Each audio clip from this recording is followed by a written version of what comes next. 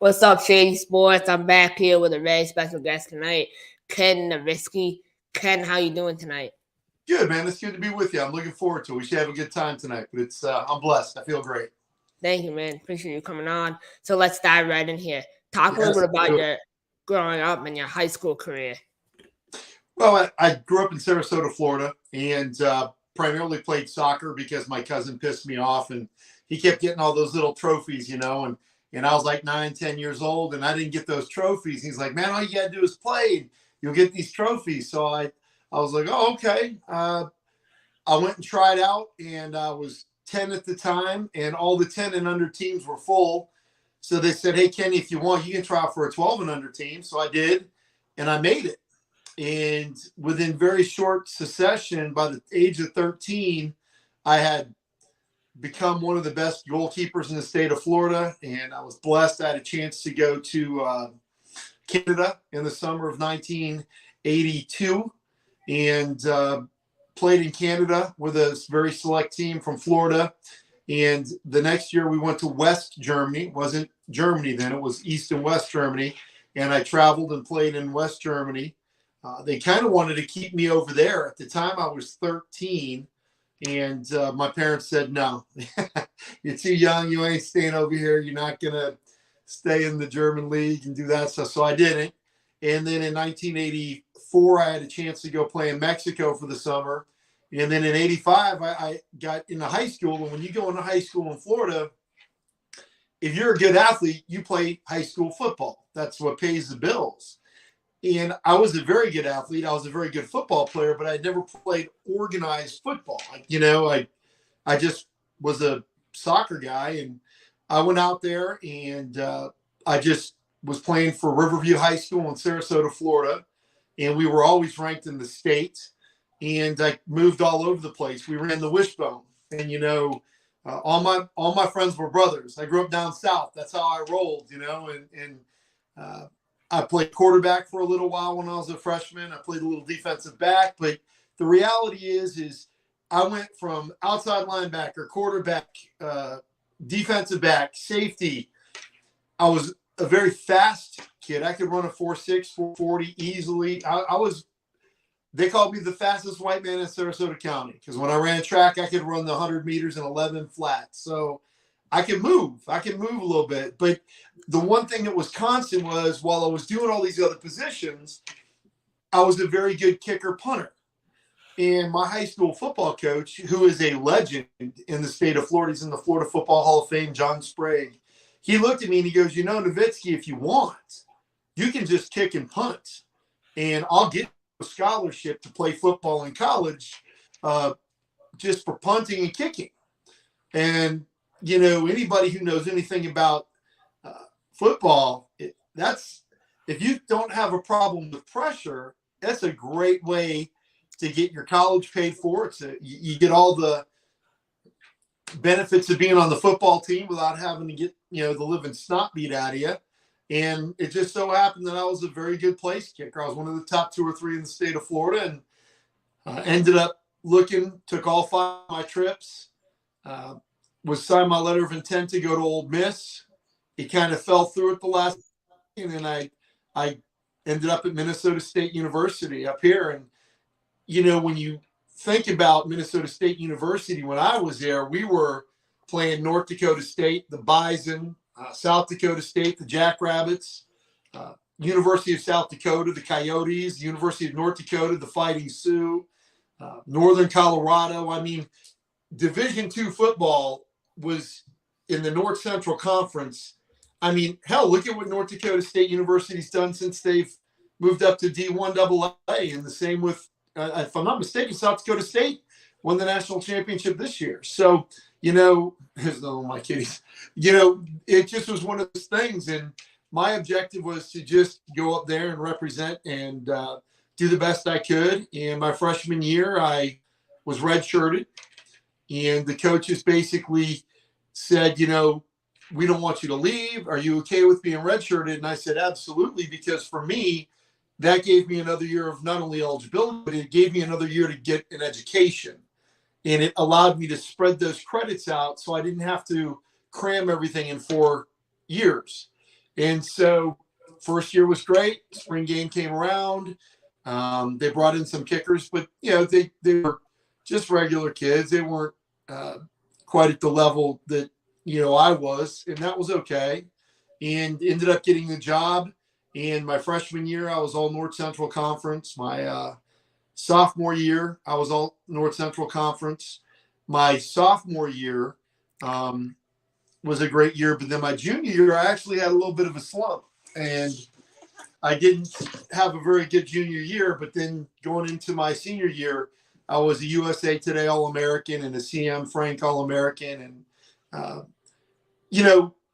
it just was one of those things where my roommate was my holder my senior year. He was the number 3 finisher in the Harlan Hill for the Division II. That's basically the Heisman. Very confident. One of my best friends to this day, Jamie Pass, and he exuded confidence, and I picked up on that and ended up breaking a whole bunch of school records and doing all kinds of things. If you go to the Minnesota State University record book, I'm still in there for scoring and some other stuff, but it's a long time. I'm 52 now. I've been out for a little while. So college was amazing, and getting those accolades was great. And I tried out for like the Arena Football League and some other things, but to be honest with you, I went right into business out of college, and took a year off of football. And then when I went in, I wasn't any money in the Arena Football League. I mean, they put 4 guys in an apartment, and I think we're making like $1,000 a month. Aside from the accolades of playing pro football, there was no money to be made, and I wanted to get busy making money and living, and that's basically what I did. Parlayed that into a sales job with a soccer company called Kelme, and did that for several years. And then it parlayed me into a pharmaceutical sales position, and then it parlayed me into motorsports. So, the journey is never ending. I've done a little bit of everything. I really, truly have. Definitely. I mean, you talk about your time at Minnesota State University, and, you sound like a very well-spoken guy. How important was academics to you throughout your college career? Well, anytime somebody puts their faith and trust in you and invites you to the university, they were putting a lot of money into me to represent them to play football, and I was not lost on that. And for me, getting an education was a must. If somebody's willing to pay for your education, you've got to get it. So I'm not going to sit here and tell you that it was the overwhelming thing. And I did what everybody did. I was blessed. I was a head DJ in a really large nightclub. I also played soccer for Minnesota State University. I lived, the life that very few people can live when you're an All-American football player, a big DJ in a big nightclub. I was very fortunate. I had a lot of opportunities to have fun and do things and see things, and I lived life to the fullest, but I also made sure I got my education. And the biggest thing where kids go wrong, whether they're young men or young women, they don't go to class. In my college days, my high school coach said, Navisky, get to class. That's it. If you go to class, you're going to be fine.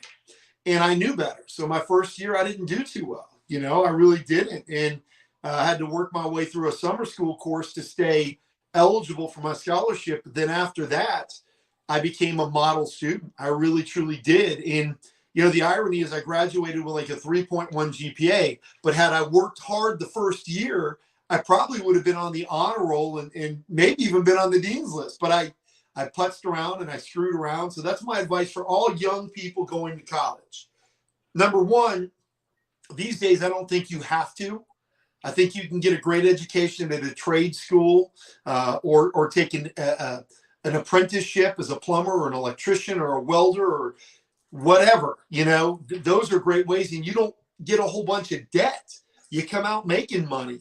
But if you do go to college and you're spending that money, you better make sure you get your ass to class, because that's how you pay the bills. And if you're in class, you can absolutely do it, because I'm not an incredibly brilliant person, but I paid attention and I could get through it. And if I can do it, anybody can do it. So academics is first and foremost. And if you're going to college to party and have a great time, good for you. Just get up and go to class. Make sure you go to class. Definitely. So you worked at a nightclub, right? I imagine that was a little difficult, the nightclub culture and then having to be a student the next day. How did you balance that? Well, everybody that worked in the nightclub, the football players were bouncers. A lot of the bartenders were sorority and fraternity guys and girls. And a lot of the service staff was, just great students. It was like a big family. It was a place called the Albatross. It was in Playboy's top 50 party bars in 1988 or something. It was a legendary place in Mankato. But it's just like anything else. I would work on nights where I knew I could sleep in a little bit the next day, and it all just worked out. I mean, you have to have responsibility in your life, and I did. A million miles away from home, nobody's paying attention to you. Your football, team gives you the itinerary and what you need to do, but they don't hold your hand all day and all night. So you got to make some good decisions, and I think that that's where I learned to just be a man. That you have to figure things out. You have to work the problems and get through it. And that's what I did. You have to have discipline and make sure you get up and don't drink too much, get your sleep, don't do stupid things, and stay out of trouble. And everything works out. It's not hard. I mean, my goodness gracious, I see the stuff that are thrown at kids today and how soft they're getting. And it breaks my heart, because, what do they say? Hard times, or soft people create hard times. Hard people create soft times.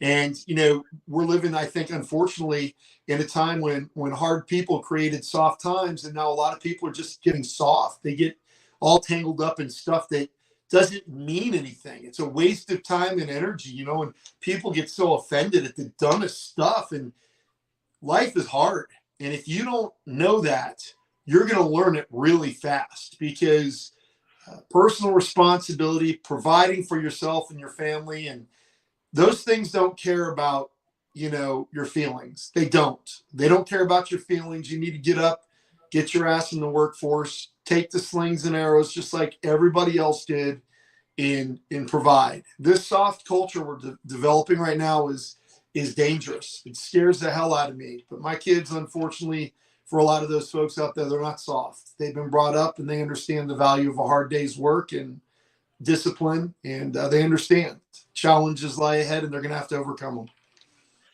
Definitely. I mean, I think technology is a big problem nowadays, but that's a whole nother avenue to get down.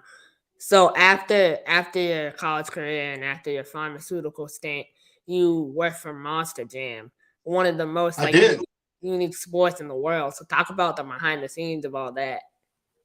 Well, Monster Jam called me when I was getting ready to go into a hospital to see a cardiologist for a call. And my phone rang, and it was the city, Aurora, Illinois. And I saw it and I thought, interesting. Because I dabbled and I had friends in the industry and stuff. And I was working for Monster X at the time, the Monster X tour, and Danny Torgerson. And the phone rang, and it was Monster Jam. They said, hey, you popped up on our radar. We'd love to have you come up to the announcer summit at the Metrodome. And I accepted.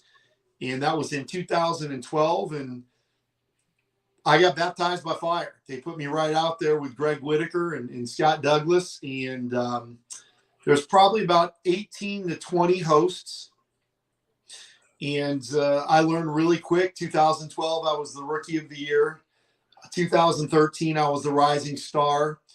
I was invited to the World Finals to be a pit reporter during the pit party, 2012, 2013, 2014, and I believe 2015. And then 2016, they put me on the main stage for the pit party at the Monster Jam World Finals. And I did that all the way up to 2018. And then I was recruited and I went to Hot Wheels Monster Trucks Live as their number one host. But the behind the scenes at Monster Jam, man, let me tell you, it's a big family. and everybody loves everybody for the most part. It really is. I mean, from the office staff to the dirt crew guys to the guys that work the track, you know, the officials, the techs, the pit crew guys, the drivers. I mean, it's one big family. And I was a big stadium host. I want to say 2015, 2016, 2017, and 2018. I was a big stadium host and appeared on Speed TV a couple times, Fox Sports a little bit. And it's surreal. And I try to explain to people, you know, it's such a unique job and it's such an amazing thing to see because when you're there, the kids just love this stuff. And for me, I'm a mainstream motorsports kind of guy.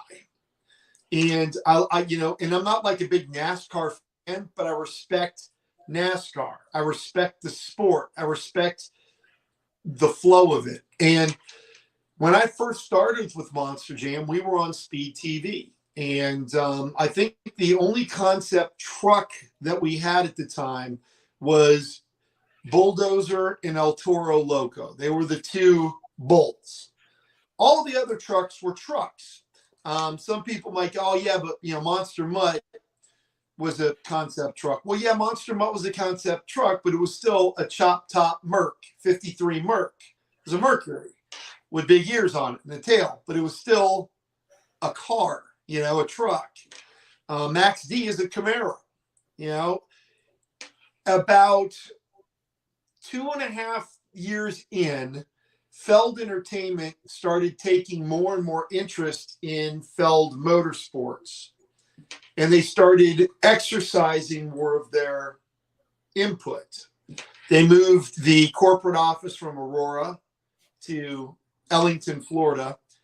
And then things got a little bit, I say goofy. And I'm not saying it because I didn't love the people. The people were amazing. Feld folks are great. I loved every one of them. I don't have a bad thing to say about any of them. But they took monster trucks from what I considered mainstream motorsports. And they really took it over and started focusing on mainstream motorsports entertainment. So it went from mainstream motorsports to motorsports entertainment. And they took and made a zombie truck. And they took and made a devil truck. And they made a shark truck. And they started making all these goofy things that weren't trucks. They were characters. And I kind of started losing a little enthusiasm for it because I just thought it was cheapening the sport. You know, for me, as a grown man, Blue Thunder, the Ford, was awesome to me because if I'm a Ford guy, I'm going to buy a Blue Thunder t-shirt because, man, I drive a Ford. I'm a Ford guy that's built Ford. That's Blue Thunder. And the kids would love Blue Thunder because it's a Monster Jam truck. It's a monster truck. What's not to love? I didn't think they needed to go so crazy with all of these ridiculous trucks. So when Hot Wheels came along in 2018 and started courting me, I was flattered and I was ready for a change. And like I said, I don't have anything bad to say about Monster Jam. I love Monster Jam. Those people are my family. Matter of fact, last weekend I went to practice at the US Bank Stadium and got to hang out with Kay Young and see so many people that I genuinely consider family. Adam Anderson, Todd LeDuc, you know, Michael Christensen. These are my family. These are my friends. And but it was time for a new chapter, and that's kind of how I hopped over into Hot Wheels. But man, Monster Jam was an amazing thing, and being invited to the World Finals every year was an honor. And you know, there were so many things I just thought were ridiculous. I mean, Scott Douglas to me is the voice of Monster Jam, and to have a talent like that pulled off of the air, maybe because he's not 25 anymore and maybe he doesn't look the way he looked 20 years ago, and put in a position where he wasn't on the air and his voice wasn't really being used. It would be like taking Lee Corso off of College Game Day. It was premature. I to this day, when you hear Scott Douglas's voice, that's Monster Jam. And I just think that it was a waste of amazing talent. And you can tell because from the moment they took Scott Douglas off the air, that the product, at least on TV, was not the same, not even remotely the same. And when they got rid of the crew from Fox Sports and took it in-house, it changed things as well. And, it kind of changed things up a little bit. So it was a perfect time to leave in my book, I thought. Definitely. So after Monster Jam, I assume a lot of things you learned in that industry, you carried on. For last year, you ran for state senate. So talk about that experience and how that changed your life ultimately. Well, I had run for office 2005. I ran for city council. Then I was appointed to the Rochester Zoning and Planning Commission. So I served the city for 6 years.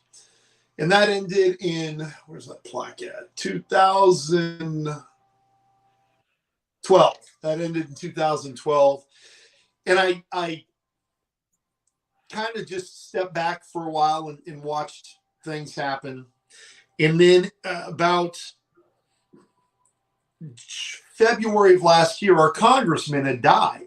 He died of cancer, of kidney cancer. His name was Jim Hagedorn, and he was a very good man. And I wouldn't say we were friends, but we would message, and he always would respond to me. And he was a gentleman. I genuinely liked him. So when the congressional seat here in District 1 opened up, I had approached my wife and kids and said, I'm thinking of running in this special election in the congressional race for the United States Congress. And they all said, okay, let's go for it. Well, I got in. I was the second person in. And within a month, there was 9 people. 9 people. And while we were traveling and doing debates and roundtables, I was doing exceptionally well, but I was nobody. Nobody knew me. They were learning about me. And I propelled my way up in the field to probably the number 4 or 5 position behind Jeremy Munson, who was a current state rep, Brad Finstead, who was a representative that the GOP really wanted. You could tell that's where all the money was going, and that's where all the stuff was going, to Brad Finstead. And then Jennifer Carnahan was in there, the wife of the late Congressman Jennifer Carnahan, who was Jim Hagedorn's wife. And then there was another gentleman named Matt Benda, great man, lawyer, and then myself, and then four or 5 other people.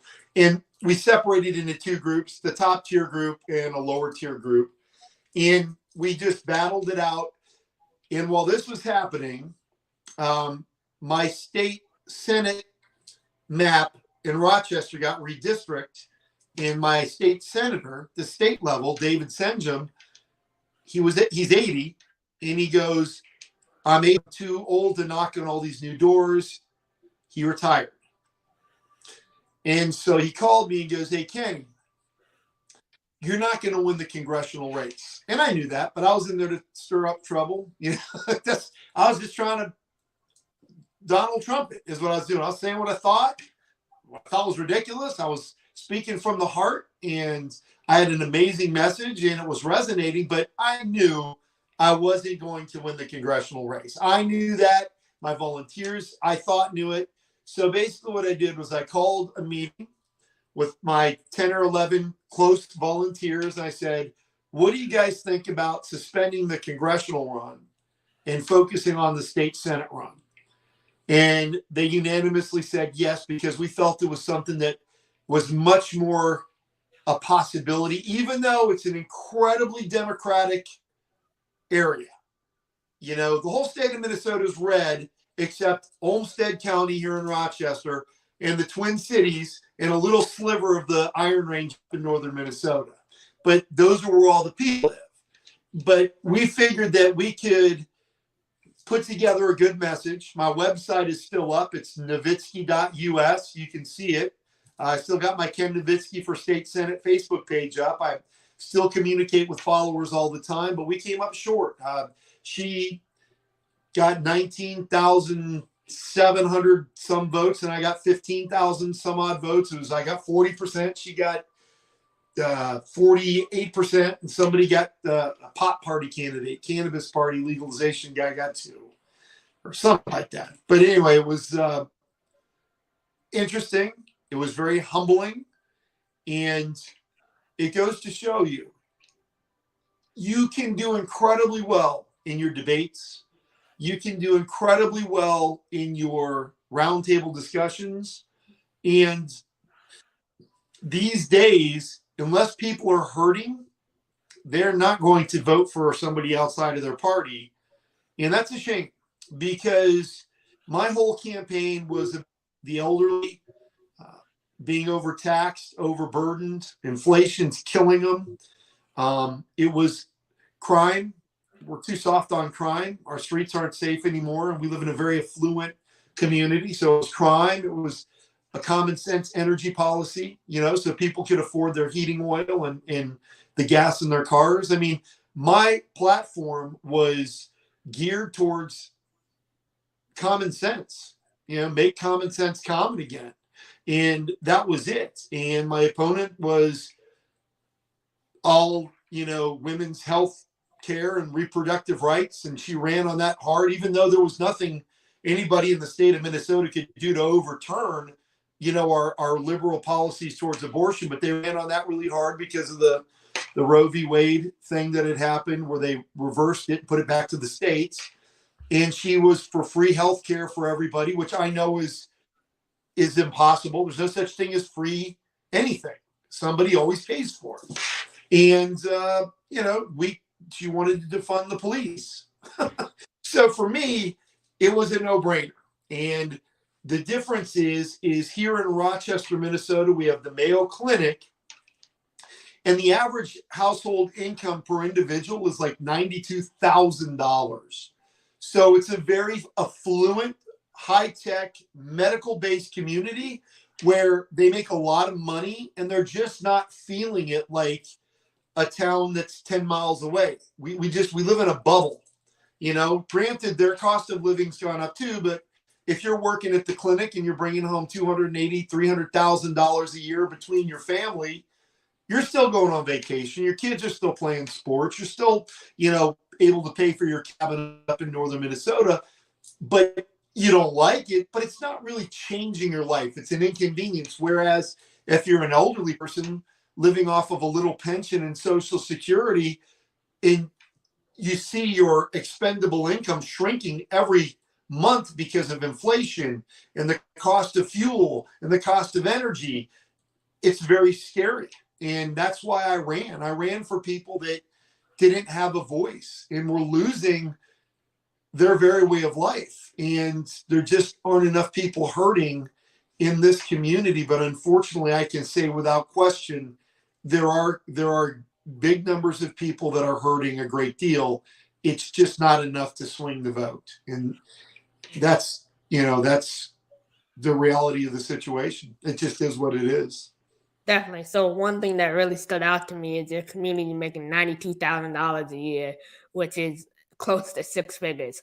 So after your run for state senate, what are you doing now? Like what business are you involved in? I'm a sales executive with a company called All Star Basements, and my friend owns the company. It's an amazing company. They basically hired me right at the beginning of COVID when all the motorsport stuff stopped. And I've been doing that, and I still am in monster trucks. I work this weekend. I'm going to be in Mississippi, I believe, Alabama. This weekend, I'm on the road because I'm working for a company called 2 Extreme Monster Trucks Live, and it's Bounty Hunter, Scarlet Bandit, a brand new truck that's called Brutal, Hot Tamale, Jekyll and Hyde, and Iron Outlaw.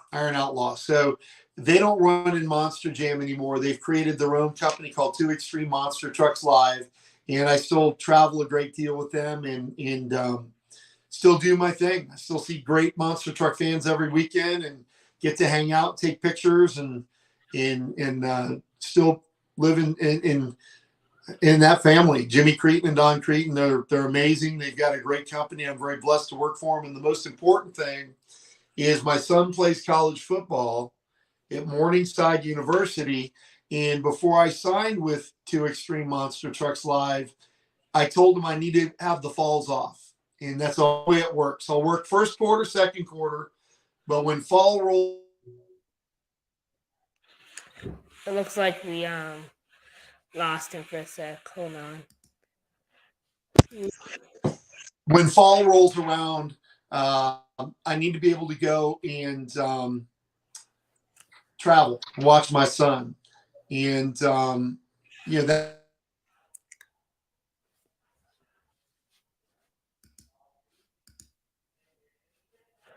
That's what we do now. Definitely. So obviously, through all those experiences, your son playing, you running for state senate, how do you balance all your responsibilities? I know, like, if you love something, it must be easier, but it still must be difficult as a parent and as a full-time employer. Well, it's like anything else. It's like discipline. You have to make time and get things done. I've got a beautiful daughter. She goes to college. I've got a son. He goes to college. Kelly and I live, alone now. She's a general manager of a brand new big restaurant called The Well. You just have to figure it all out. You have to make time, and you have to prioritize, and you have to provide. And I don't know how much longer I'll be in the monster truck industry. I don't know what tomorrow holds. That's the thing about life, that you just don't ever know, is what tomorrow holds. But the reality is we will continue to press forward and do whatever we can, and just keep living life. I mean, I've been so blessed. I've been all over the world. I've seen so many things, and I've met so many amazing people. I'll never stand before my creator and say the words I wish. I've had an amazing ride, and hopefully here in the next 3 years or so, Kelly and I will move out west to Wyoming or Montana. And that's probably why I won't run again, more than likely, because we do want to move out west. I want to see the mountains and live out west. So, and to be honest with you, the things that the new electorate is pushing through in Minnesota, we're becoming a really, really California style state with taxes and laws. And I'm not a Marxist. I'm not a socialist. And I just don't like where the state is going politically. So I really appreciate you coming on tonight. As we end here, do you have any advice for younger kids who hope to maybe spread their wings and not just stay in one field and try all different things? And also, how do you keep pushing through adversity? Well, life is adversity. I want everyone to know that you're going to have days where you just don't know if you can get up and go do it. But the amazing thing is if you do get up and you put yourself through it, the day after might be the greatest day you've ever had in your life. And you have to push through the hard times to have an opportunity to really revel in the good times. And, life is the hardest fight you'll ever fight, but there are so many amazing up times that when you feel like you're at your lowest point, you shouldn't give up, because your whole life can change in a matter of an hour, a day, a week, and it can change for the better.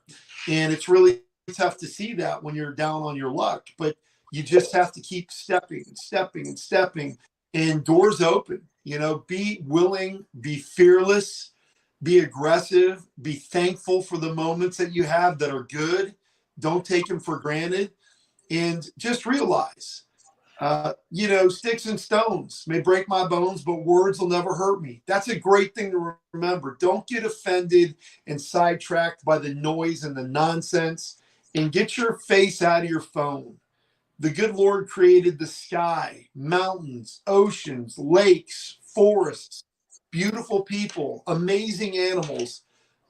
Get your phone out of your face and admire all that surrounds you. don't live your life on a 7-inch by 4-inch screen, because you're going to have to stand before your creator someday, and they're going to look at you and go, do you realize you spent 30% of your life looking at a phone? Think about that. 40% of your life looking at a phone. That's not living. That's just getting by. So don't take yourself too serious. Be willing to put yourself out there. Learn from your mistakes. Be a good person. Be humble. Be thankful. And, man, just keep on pressing, because, like I said, you don't know what tomorrow holds, but you got to get your ass there to find out what it holds. And that's what I'd say to young people. Don't get caught up in all the noise. You do you, and have fun, love your life, and be thankful. And, man, I'll tell you what, you'd be surprised where you end up and what you accomplish. Definitely, Ken. I mean, you're a great guy, man. I'm going to be following along with your story and journey. Where can people find you on social media? It's at Ken Navisky, Ken, and my last name is Navitsky. And like I said, it's Navisky.us is my Senate page. It's still up. You can learn a lot about me, where I come from, and what I believe in. And the same on Instagram, at Ken Navisky. Twitter, I don't do a whole lot on Twitter, but it's at Ken Navisky.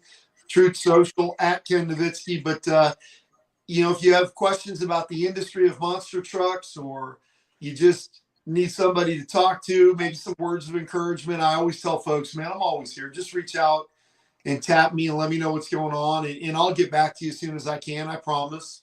I'm nobody special, but I've just done an awful lot of my life, and I have no problem coaching people through some of the tough times, because they're out there, and it's real easy to get lost in that shuffle.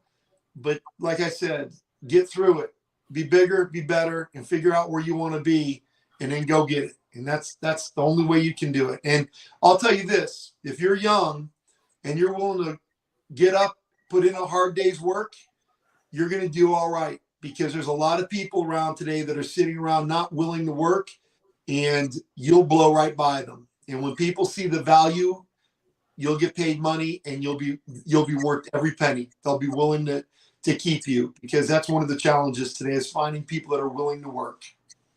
Definitely. So I have a lot of respect for you, and I'll definitely be following along with you. And thank you for coming on. You're welcome to come on anytime, and we'll be following you and following your journey, because I know you're going to do great things in this world. So, well, listen, brother, God bless you. I appreciate getting hooked up with you. We got a Facebook common friend, and that's awesome.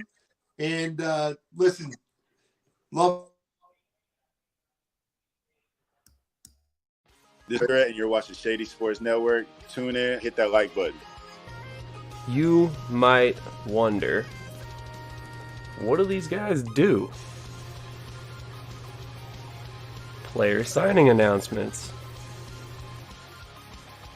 I never in a million years thought you would actually come on to break this news. So without further ado, go ahead and tell everybody what happened today.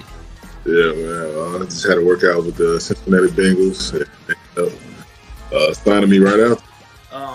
Without further ado, I'd like to announce that, I'll be taking my talents to Salina Liberty. This just in. The Major League of Football is reportedly collapsing, unable to pay hotel room bills, with players being kicked out of their rooms and hotel managers asking them to leave voluntarily without issue. And then we got Lions wide receiver Williams is debuting this week as a starter. That's something to look at as far as the eye test goes. And then another one on the eye test is Mostert might be coming back to Miami. And we can see if he has a role in this offense and see if he can be viable for the next couple weeks coming and help us in the playoffs and possibly towards a championship. That would be very nice, because he's sitting on my bench right now.